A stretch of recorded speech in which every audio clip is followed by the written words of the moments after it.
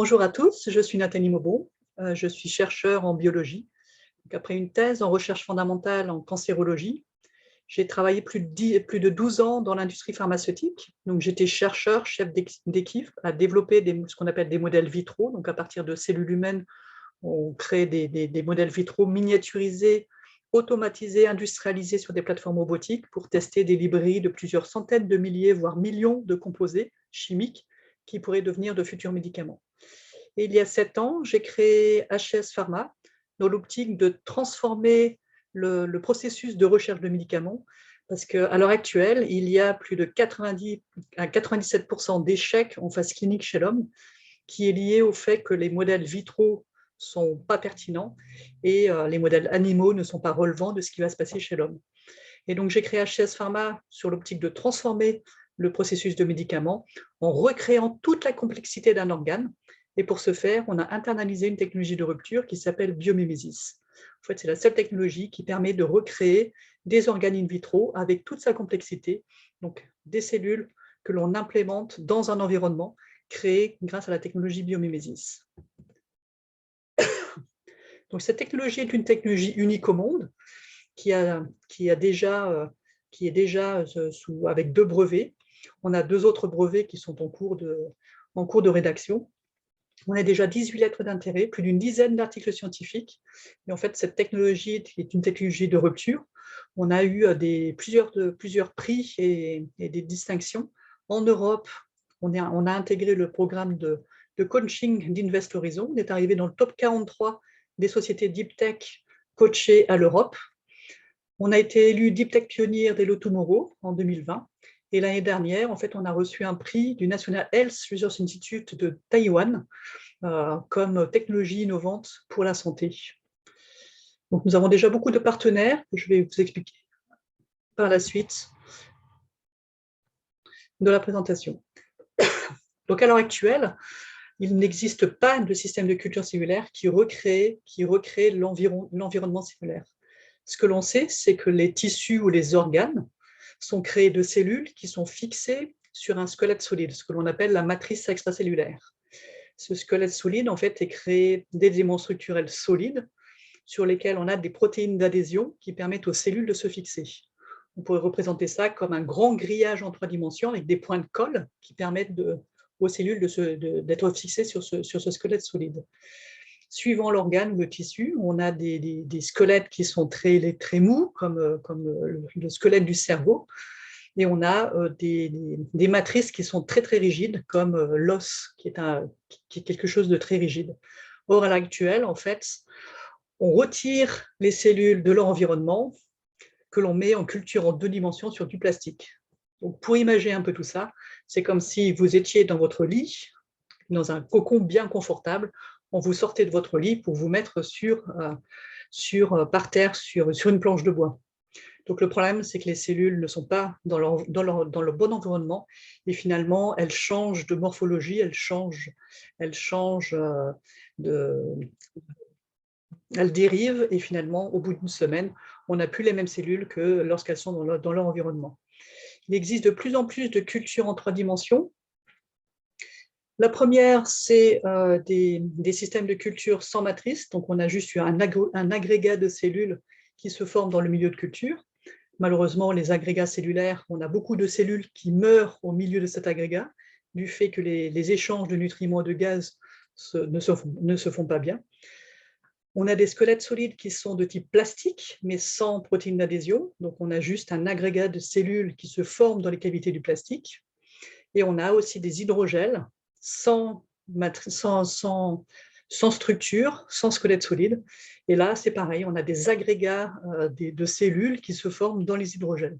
Et les hydrogels, en fait, on a des soucis aussi d'échange de nutriments et de gaz qui s'opèrent dans ces hydrogels.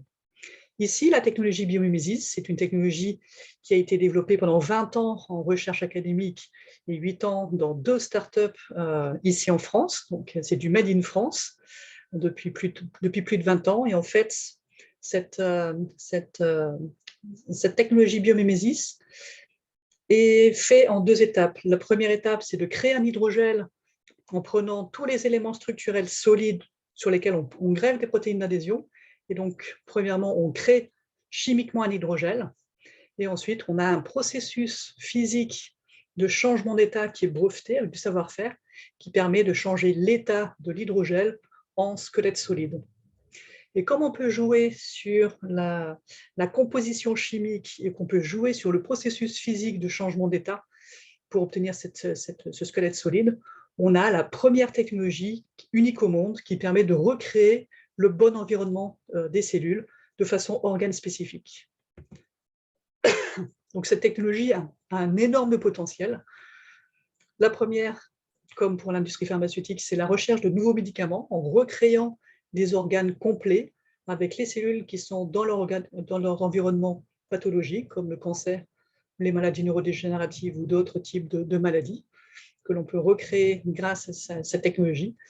Mais on a aussi une forte demande d'utiliser cette technologie dans d'autres domaines de l'industrie de la biotechnologie qui utilisent des cellules comme matière première, comme la cosmétologie pour recréer des peaux reconstruites, la thérapie cellulaire pour la médecine régénérative qui a besoin d'amplifier des cellules, de multiplier le nombre de cellules et de les différencier pour régénérer des organes qui sont avec des cellules défectueuses. Et on a un nouveau marché qui démarre.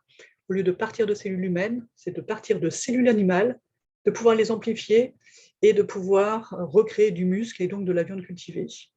Donc pour toutes ces industries de la biotechnologie, on a toujours besoin du bon environnement cellulaire pour pouvoir garder les cellules de bonne qualité, de pouvoir les amplifier, de les différencier si besoin. Et là la biomimésis prend tout son intérêt pour toutes ces opportunités marché. Dans la découverte de médicaments, en fait, comme je vous l'ai dit au démarrage, on sait qu'on a plus de 90% d'échecs quand les molécules sont testées chez l'homme. 30% pour des problèmes de toxicité, 60% pour un manque d'efficacité. Et le souci, c'est que les modèles vitro sont à l'heure actuelle trop simples, on ne recrée pas toute la complexité de l'organe, et quand on teste des molécules sur les animaux, on n'est pas à des souris de 70 kg, et donc le problème, c'est que les résultats ne sont pas pertinents de ce qui va se passer chez l'homme. Donc, à l'heure actuelle, pour trouver une nouvelle molécule, c'est plus de 2 milliards d'euros dépensés, c'est 12 à 16 ans de recherche et développement, et donc avec un taux de succès vraiment très pauvre en phase clinique. Donc, toutes les industries pharmaceutiques savent qu'il faut transformer ce processus avec la création d'organes complets, avec toute la complexité, avec les cellules dans leur environnement. Donc le marché de la culture cellulaire, et en particulier de biomimésis, axé sur ce segment de marché de la découverte de médicaments, devrait atteindre plus de 13 milliards d'ici 2026. Et en fait, ce qu'on a pu montrer, c'est que lorsque l'on recrée toute la complexité de l'organe, au lieu d'avoir une corrélation des résultats vitro avec les résultats chez l'homme vivo, de 3 à 10%, nous, on obtient des corrélations vitro-vivo de l'ordre de 90 à 100%, ce qui prouve que recréer toute la complexité de l'organe, c'est comme si on testait des molécules directement chez l'homme, et de ce fait, on va pouvoir fortement réduire le temps de développement de médicaments, et surtout réduire le coût de développement de médicaments divisé par 7, de passer de 2 milliards à un peu moins de 300 millions d'euros pour la découverte de nouveaux médicaments. Ce que l'on sait, c'est que les animaux, les tests sur animaux ne sont pas pertinents. Donc, on a déjà plusieurs réglementations qui font qu'on réduit l'utilisation des animaux. Et en particulier en cosmétologie, il y a une REACH qui a supprimé tout test sur animaux pour les industries cosmétiques. Donc, toutes les industries cosmétiques cherchent des alternatives aux tests sur animaux et ont besoin de modèles in vitro pertinents comme les peaux reconstruites pour tester leur formulation. Or, biomimésis, c'est vraiment la seule technologie qui permet de recréer toutes les couches de la peau, et en particulier l'élasticité de la peau, grâce au fait qu'on puisse jouer sur l'élasticité, la composition et les propriétés physiques de la matrice. Et en plus, cette matrice est faite à base d'acide hyaluronique, qui est l'élément principal utilisé par les industries cosmétiques. Et donc, la croissance incrémentale du marché de la peau artificielle est estimée à plus de 3 milliards, presque 4 milliards d'euros, augmentation entre 2019 et 2024. L'avenir de la médecine, c'est plus les petites molécules, on va maintenant vers ce qu'on appelle la thérapie cellulaire, thérapie génique et cellulaire, vers la médecine régénérative. Pour ce faire, on a de nouvelles briques technologiques qui sont apparues ces dernières années. C'est à partir de cellules de n'importe quel patient, on peut recréer ce qu'on appelle des cellules souches, pluripotentes induites, ce qu'on appelle les IPS.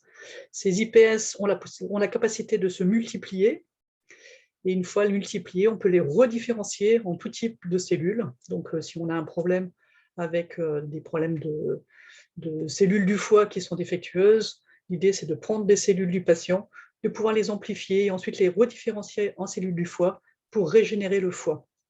Le problème à l'heure actuelle, c'est que l'utilisation des systèmes de culture cellulaire en 2 dimensions ou en 3 dimensions, comme on a pu le voir au démarrage, ne recrée pas le bon environnement cellulaire. Et finalement, on a des problèmes d'instabilité génétique, des cellules qui ne sont pas de bonne qualité. La différenciation se fait très mal pour au final obtenir des cellules qui ne sont pas ou peu fonctionnelles et une mauvaise performance de greffe quand on greffe les cellules dans l'organisme.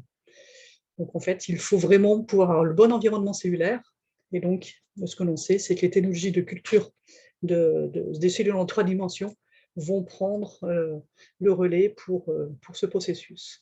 Donc le marché de biomimésis axé sur le marché de la médecine régénérative et thérapie cellulaire devra atteindre presque 8 milliards d'euros d'ici 2026. Et ce que l'on a pu montrer, grâce à nos technologies, en recréant le bon environnement cellulaire, pour la première fois au monde, on a pu prendre des cellules de patients, à travers avec l'Institut du thorax à Nantes, on a pu prendre des cellules de patients, les retransformer en cellules souches, les amplifier dans notre technologie, on multiplie par 300 la production de ces cellules grâce au bon environnement, et on a pu les différencier en mini-foies. Donc totalement architecturé, totalement fonctionnel, toutes les cellules étaient présentes, toutes les cellules du foie étaient présentes, et totalement fonctionnelles. Ce qui prouve que lorsqu'on a le bon environnement des cellules, on peut vraiment bien les amplifier, et on a vraiment des cellules de qualité, totalement architecturées, et qui permettent d'aller vers la médecine régénérative. Et comme les cellules sont fixées directement dans l'environnement, dans la matrice, on a 100% de greffe lorsqu'on a greffé sur les souris. Et comme elles sont fixées sur la matrice, on n'a aucune dissémination des cellules dans l'organisme. Un nouveau marché qui est la viande cultivée. Donc, au lieu de partir de cellules humaines, c'est de commencer avec des cellules animales, de pouvoir les amplifier dans des bioréacteurs, les différencier en cellules musculaires, en cellules de gras, pour produire de la viande. Et on a exactement les mêmes problématiques que pour la thérapie cellulaire, la médecine régénérative. On n'a pas le bon environnement cellulaire, donc on a les mêmes problématiques à chaque étape du processus pour la viande cultivée. Donc là, c'est un marché qui démarre, le marché de biomimésis axé sur la viande cellulaire devra atteindre plus de 466 millions d'euros en 2026, mais va fortement augmenter dans les années futures. Et nous, comme cette technologie, ce n'est pas un hydrogène nanoporeux, mais c'est vraiment une matrice avec un squelette solide très poreux de plus de 100 micromolaires, de 100 micromètres. On peut vraiment recréer des matrices de grande taille, comme une taille de steak ou de saucisse, ce qui me fait dire que grâce à cette technologie, on pourra aller jusqu'à recréer un organe complet. Et le fait de pouvoir y mettre des cellules en plein cœur de cette matrice totalement poreuse, on n'a aucune mortalité cellulaire, contrairement aux hydrogels ou aux autres solutions de culture en 3 dimensions. Et comme la texture, c'est la vraie texture de la matrice, on a la bonne texture de la viande. Donc on a énormément de collaborations, des collaborations avec les unités de recherche académiques, parce qu'on a besoin de beaucoup de preuves de concept, de preuves d'application. On travaille avec beaucoup de chercheurs, de cliniciens, d'hôpitaux, en France, mais aussi à Taïwan. On commence aussi à travailler à Singapour et au Japon. On a pu, pour la première fois, miniaturiser ce système de culture en 3 dimensions sur des plaques utilisables sur des plateformes robotiques. On a eu des bêta-testeurs ici en France. On a pu travailler avec Servier, Sanofi et Evotech, 3 sociétés françaises qui ont utilisé avec succès nos plaques de culture cellulaire sur leur plateforme robotique. Donc 3 sociétés, 3 lettres d'intérêt, avec 3 sociétés qui commencent déjà à acheter nos plaques pour créer leurs propres modèles cellulaires pour les utiliser dans leur processus de criblage à haut débit. Et on a plusieurs accords de licence. En Europe, on a 2 distributeurs, c'est Cliniscience et Dominique Deutscher. On travaille avec un distributeur aux États-Unis et on commence aussi à travailler avec des distributeurs en Asie. On travaille avec Tokyo Future Style, avec HS Biosystem. Et en fait, on a aussi pu mettre en place un partenariat très étroit avec la division Healthcare de JVC Kenwood, qui souhaiterait être le premier importateur de notre technologie au Japon et d'utiliser l'ensemble de ces distributeurs en Asie pour pouvoir valoriser notre technologie partout en Asie. Donc, on a énormément de concurrents, mais aucun de nos concurrents a ce type de technologie révolutionnaire. Donc, au sein d'HS Pharma, jusqu'à maintenant, on était beaucoup de chercheurs, on était 6 chercheurs avec des techniciens. Donc là, quand on commence à avoir nos premiers produits, on est en train de monter une équipe business. Donc, je travaille depuis quelques temps avec Joseph Chou, qui est un business développeur et un entrepreneur à Taïwan. Donc, c'est lui qui m'a aidé à mettre en place ce partenariat étroit avec la branche healthcare de JVC Kenwood. Je travaille avec Mathieu et Emmanuel, qui ont plus de 30 ans d'expérience dans le business développement et dans le développement de ce type de technologie qui sont présents en Asie. Donc, ils m'aident en fait à mettre en place la stratégie business pour cette technologie. Et je travaille avec Fabienne, Patrick et Luc. Ce sont des personnes venant de l'industrie pharmaceutique qui ont investi au moment où on a internalisé cette technologie et qui m'aident en fait à prioriser tous nos projets de recherche et développement et mettre en place la stratégie commerciale pour cette technologie. Et comme cette technologie, c'est une technologie de rupture qui est unique au monde, en fait, on a besoin de beaucoup de preuves de concept. Et donc, on a un conseil scientifique fait d'experts de renom dans les différents domaines dont on a besoin, donc cellules souches, des experts sur les organes sur puce, ce qu'on appelle aussi organes on chip, et on a des experts dans les différents axes thérapeutiques dans lesquels on travaille, sur les maladies neurodégénératives, sur le cancer et sur les maladies métaboliques. Donc, notre business model, maintenant qu'on a nos premiers produits, c'est de faire connaître cette technologie en vendant cette technologie en tant que consommable de culture en 3 dimensions. Mais à moyen terme, on est déjà en train d'utiliser nos propres modèles cellulaires sur la base de la technologie biomimésis. On a une plateforme robotique en interne et on commence déjà aussi à tester des librairies de molécules pour trouver de nouveaux médicaments qui soient beaucoup plus efficaces, principalement contre le cancer, mais aussi les maladies neurodégénératives, dont on sait que la cause n'est pas les cellules, mais le changement d'environnement dans ces pathologies-là. Donc, à long terme, on sait que cette technologie sera le gold standard pour toute la culture cellulaire, pour toutes les industries de la biotechnologie, et on espère être le leader dans tous les domaines de la biotechnologie grâce à cette technologie. Comme c'est la toute première technologie qui soit organe spécifique, qui permet de recréer vraiment l'environnement de façon organe spécifique, il nous faut créer tous les environnements de tous les organes. Donc, on a déjà 3 organes sains, 3 environnements d'organes sains. On a pu recréer l'environnement pour le foie, pour travailler sur les maladies métaboliques. Un autre environnement qui recrée l'environnement du cerveau, pour travailler sur les maladies neurodégénératives. On a un environnement qui recrée le tissu adipeux, qu'on est en train de transformer aussi en modèle de peau reconstruite. Et on a un environnement tumoral qui est beaucoup plus rigide que les organes sains pour travailler sur le cancer et sur les tumeurs. Donc, tous ces premiers environnements permettent de travailler en recherche pour la découverte de médicaments. Les modèles de peau que l'on développe vont pouvoir être validés d'ici fin d'année pour travailler en cosmétologie. Et on espère, dans les 3-4 prochaines années, développer tous les organes sains ou pathologiques. Et donc, on a une forte demande pour travailler sur l'environnement du poumon. Et ce que l'on souhaite faire aussi, c'est mettre en place des normes de qualité différentes, soit pour la recherche, pour la découverte de médicaments et cosmétologie, mais aussi des normes de bonnes pratiques de fabrication, ou GMP en anglais, ou des normes de food grade pour utiliser ces mêmes produits, mais dans la médecine régénérative, la thérapie cellulaire et la viande cultivée. Et on sait que dans 10 ans, cette technologie sera vraiment le gold standard pour la culture cellulaire, pour l'ensemble des industries de la biotechnologie. Et donc, HS Pharma deviendra le leader global de toutes les industries de la biotechnologie utilisant des cellules.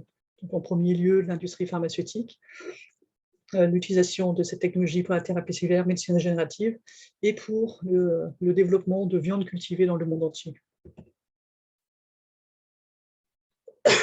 Nous sommes en pleine levée de fonds. Donc, j'ai créé la société en 2014 en collaboration avec une autre start-up qui s'appelait Célinis. Et donc, on a pu lever des fonds qui étaient au démarrage pour une société de services. Entre 2017 et 2020, on a pu changer de business model en développant cette technologie. Donc là, nous sommes en placement pré-IPO et en parallèle, on est en processus de cotation de la société sur le marché boursier de Francfort. Donc tout ça et permettre un déploiement complet de notre technologie à l'international. Donc, en commençant d'abord un déploiement local en France, à Taïwan, au Japon et en Californie aux États-Unis.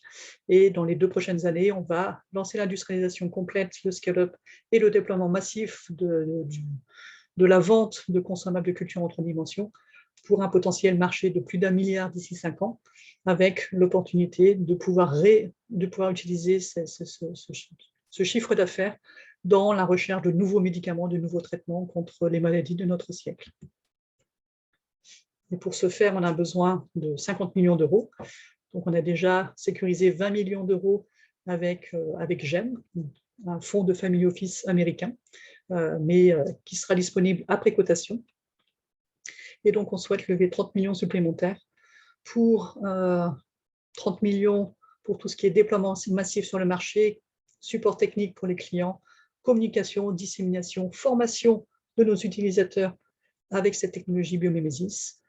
On a besoin aussi de lever des fonds pour industrialiser et faire le scale-up de la préparation de la technologie biomimésis, donc tout type de support, les plaques ou des organes sur puce, avec la mise en place de bonnes pratiques de fabrication, différentes normes de qualité pour pouvoir adresser l'ensemble des marchés de l'industrie de la biotechnologie. Donc la roadmap, l'année dernière, on a déjà pu signer un contrat avec le fonds GEM de 20 000 pour sécuriser 20 millions d'euros qui sera libéré après cotation. On a pu signer une LOI avec une SPAC qui est déjà cotée sur le marché boursier de Francfort. On va pouvoir avancer sur la cotation grâce à la Baader Bank qui va nous aider à nous faire coter. On a lancé des financements pré-IPO, donc on a pu sécuriser déjà 2 millions d'euros avec la plateforme de crowdfunding en Espagne qui est vraiment spécialisée sur les pharmabiotech, donc 2 millions d'euros qui a été levé en 3 jours à peine, avec des investisseurs vraiment spécialisés pharmabiotech. Donc là, on continue avec la levée de fonds avec WeSeed. En parallèle, on a lancé aussi une security token offering en espérant pouvoir monter jusqu'à 7 millions. Donc le financement sera finalisé courant de ce mois-ci pour continuer la cotation avec la SPAC pour aller vers un marché boursier européen.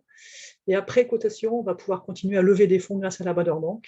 Et on va aussi aller jusqu'à la cotation sur le marché boursier US, donc aller au Nasdaq d'ici 18 à 24 mois.